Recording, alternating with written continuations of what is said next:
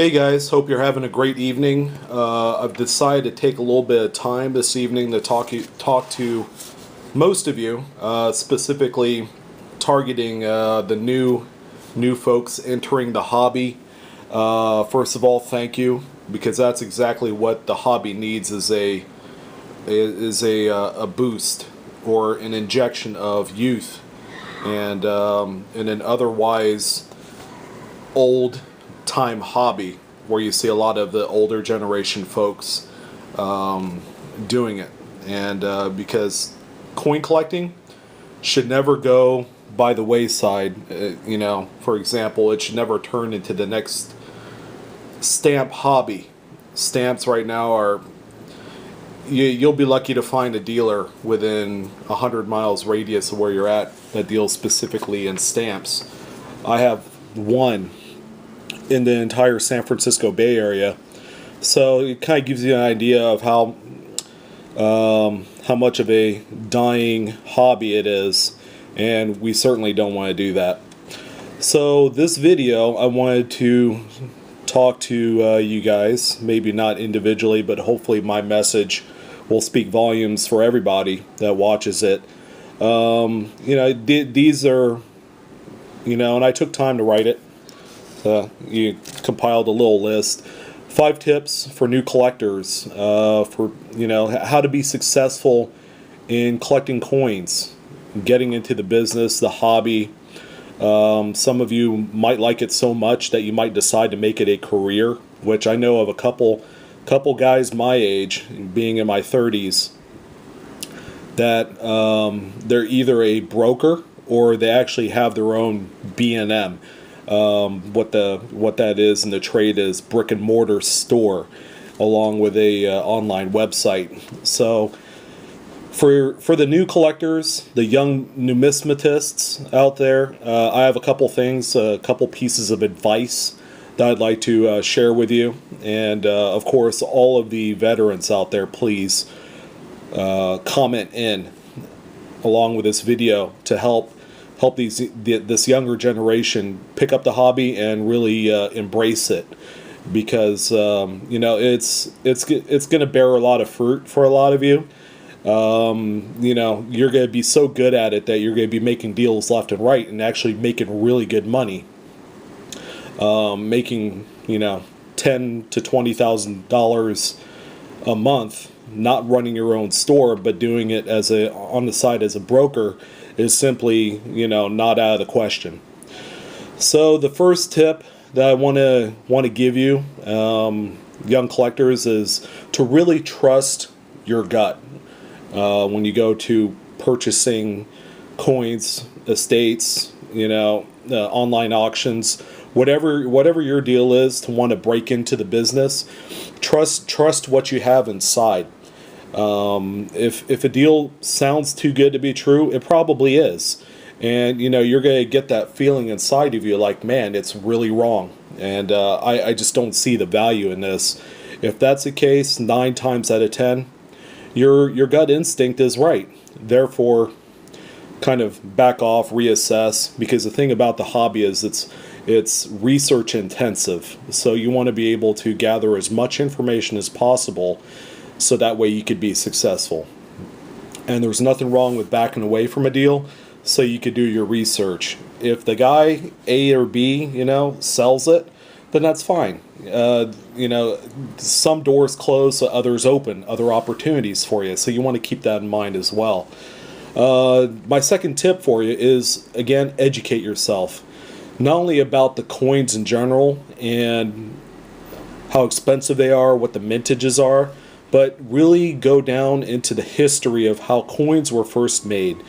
Go back as far as ancient times, when you have the denarius and all the other Greek and Roman old coins from 50 AD all the way up, and everything else. Know how the presses work, how they create coins. The error collector, I would almost say, hey, you know what? Do your research on how coins are minted today, so that way you could gain a better understanding of what to look for. it's only going to make you a lot stronger in the hobby, and it's going to make you more knowledgeable. Number 3, narrow a list of series to collect to maybe one or a couple, and master that series. Take it from a guy that knows. I've been in the hobby long enough, and we're talking 15 years plus. And when I first started, I was young, I was naive. I wanted to get all the cool coins, all the cool stuff. I wanted to be the real badass when it came to the hobby. And the money isn't there. When I was in my 20s, I was going to college and working part-time job, and the money is just not there to be able to focus on 10 or 20 different series of coins, whether it's US coins, Canadian, foreign, ancients, paper money. It's a really broad collecting area. So by doing yourself a favor and narrowing it down to, let's say, for example, Lincoln cents that I have here, and Buffalo nickels. Okay, I'd say give you more focus in the collecting, and you're not going to be spending or wasting your money into other series that you just don't have the passion for. Okay, so that's something very important. As long as you master the series, you're going to know the ins and outs, the varieties, what makes a certain date special over the other. That way you can take advantage of it. Number 4, research pricing on your series. Okay, know what it takes to buy a full red Lincoln cent in 1931, so that way you could get the best deals out there, and so that way you don't have to overpay for something you really want. Okay, as a buyer, you have the ultimate control of whether or not a dealer or an independent seller makes money today. Okay, there is nothing wrong with, again, stepping back and really deep diving into what makes a coin worth what it is. Oftentimes people say, oh, just use Redbook. Well, the Redbook is an antiquated form of delivery in terms of pricing that goes back into the early 90s and 80s and long before that. It was the only media that coin collectors had in terms of establishing various price points. These days, we have online auctions, we have Craigslist. As soon as online auctions and just being able to get on the internet came about, was that, hey, I thought the 1921 high relief piece dollar was truly a low mintage piece until I went on eBay one day and found there was 50 of them on there. Well, you're untapping the resource, which is the world, and you're going to be able to see and meet all the people that have that same coin. So you want to be able to research using completed online auctions, whether it's eBay, Heritage, Teletrade, and everything else. And it's to help you establish what you pay for in the future. Because the worst thing you could do when you're in this hobby is to overpay for anything. And for a lot of the young numismatists, you're going to start out into a cheaper series, whether it's Lincoln cents, Ike dollars, modern Jefferson nickels, whatever the case is. You're only going to be spending $1, $2, $3, up to $5, $10 at a time for each coin. Just wait until you get knowledgeable enough that you want to purchase $500 coins, $1,000, $2,000, $5,000. Once you get up into those higher dollar amounts, you got to make sure what you're buying. You got to make sure what makes that coin a rarity. Therefore, to make you more knowledgeable and not get your head ripped off by something you thought was one of a kind, and it turns out there's 200 others just like it in varying prices. Okay, and that holds extremely true to like errors. Okay, double denominations, broad strikes. People thought, oh, the broad strikes in this particular year, it just doesn't exist, until you do more research and find out there's tons of them. And then the one you bought, you spent too much for it, and there's no way for you to unload it to get your money back. So that's important. And the last and probably the most important tip I could give all you newbies is adopt patience. Patience, patience, patience. Again, take it from a guy who knows that wanted everything and anything when it came to the hobby.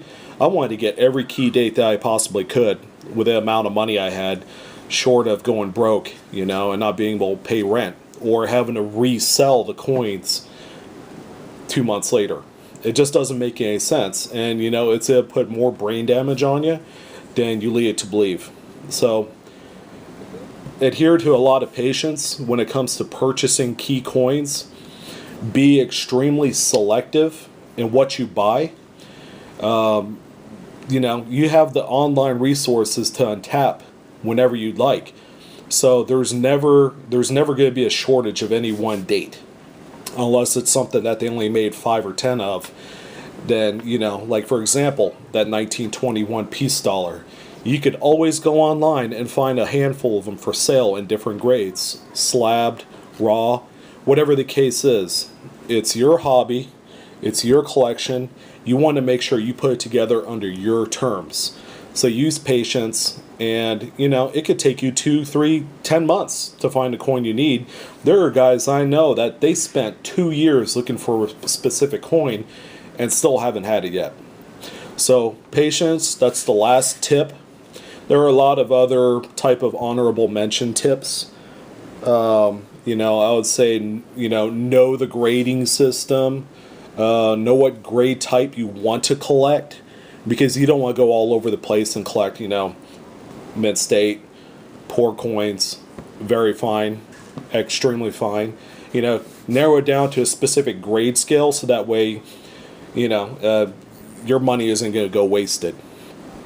And another lesser tip I would say is buy the best coin for the money you have. Okay, if you decide you wanted to get into a series of Lincoln cents, it wouldn't make any sense to buy all the low grade stuff when you're going to upgrade later on. Okay, so that's the short of it.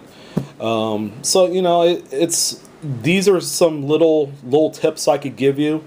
Hopefully you take it for what it is, tips, and that it's gonna make a difference in your future collecting. Whether you're collecting for grade like these, or if you're coin roll hunting, whatever direction you decide to go in when you're collecting or stacking silver, these tips are going to help out tremendously. And again, if you guys have questions, I'm always around. And I may not get to posting the answers fast because I'm up to like 80 videos. I intend on being to 100 videos in the next month and a half. So it's gonna be a lot, So I truly feel for the guys that have 500 videos, 1,000, and still have time to comment. God bless them. I'm always around. Please shoot me a private message if you have any questions. I've had tons, so my mailbox is always full every day. So thank you for keeping me on my toes. And I'm always here. I'm here to provide information the best that I can, and all of the veterans out there will help you as well. Thanks again for tuning in, guys, and have a wonderful rest of the week, and I'll talk to you later.